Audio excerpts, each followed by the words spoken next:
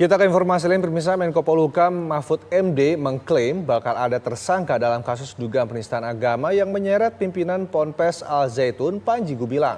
Mahfud bahkan menyebut tersangka akan segera diumumkan polisi beberapa hari lagi. Akankah segala kontroversi Al Zaitun bakal berbuah status tersangka penistaan agama terhadap pimpinannya?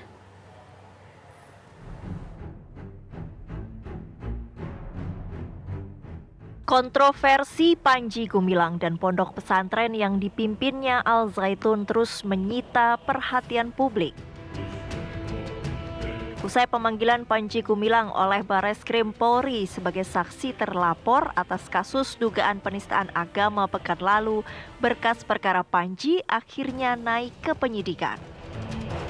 Terbaru, Menko Polhukam Mahfud MD menyebut bakal segera ada tersangka dalam kasus tersebut. Kursus setir mobil, LPP Unistama Salatiga.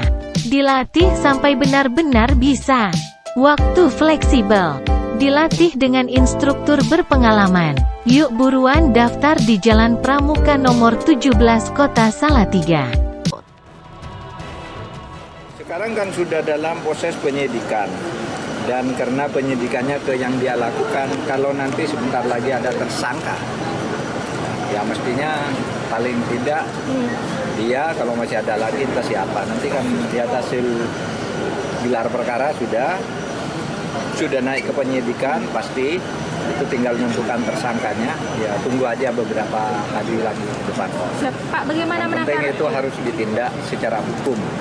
Masyarakat tidak boleh main hakim sendiri dan percayakan ke aparat, karena aparat itu punya tim ahli juga. Mau kuliah gratis, terus pengen juga kerja di rumah sakit, luar negeri atau dalam negeri. Kamu bisa wujudin keinginan kamu dengan kuliah gratis di Unistama Salatiga. Dengan jurusan keperawatan, kuliah full beasiswa dan free asrama loh. Kamu bakal penempatan kerja sebelum wisuda, enak kan? Kalau yang lain bisa, pasti kamu juga bisa. Yuk langsung aja daftar di Unistama Salatiga. Unistama terbuka untuk semua, membantu sesama. Polisi sebelumnya telah memeriksa sejumlah saksi dan ahli dalam kasus dugaan penistaan agama yang menyeret nama Panji Gumilang. Kami sudah memeriksa 4 orang saksi, kemudian 5 orang ahli, dan juga terlapor. Ini sudah cukup untuk kami meyakini bahwa ada perbuatan pidana. Sederet kontroversi Al Zaitun memang menyedot perhatian.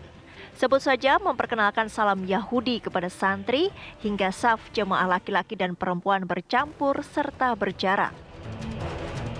Sang pimpinan Panji Gumilang bahkan menyebut Al-Quran bukanlah kalam Allah. Lantas cukupkah segala kontroversi Al Zaitun melahirkan tersangka penistaan agama? Tim TV One mengabarkan.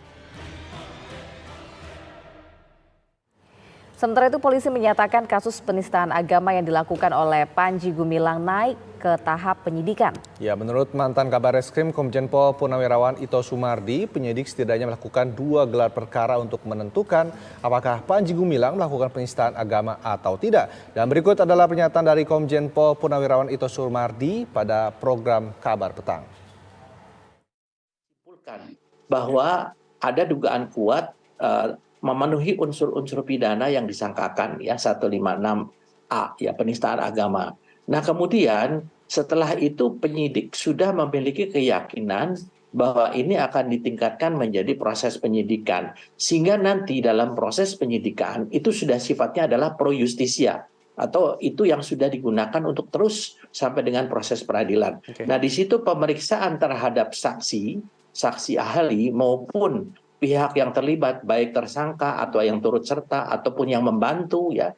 Nah itu semuanya adalah dasarnya pemeriksaannya adalah pro justisia, sehingga itu betul-betul mempunyai kekuatan hukum untuk bisa dilanjutkan ke pengadilan. Tadi disampaikan bahwa dalam proses penyelidikan, karena pihak pelapor juga menyertakan alat bukti berupa hardware, ya, adanya pidato-pidato ataupun ucapan-ucapan yang disampaikan melalui media elektronik, maka kemudian penyidik juga menyimpulkan bahwa terjadi juga pelanggaran pidana sebagaimana diatur dalam Undang-Undang ITE ya, Undang-Undang ITE. Bahkan yang tadi disampaikan bahwa ada penerapan pasal 146 yaitu membuat keonaran ya kepada masyarakat yang ancaman hukumannya maksimal 10 tahun, itu pun juga disertakan dalam gelar perkara tambahan. Jadi ada 2 gelar yang sudah dilakukan oleh penyidik.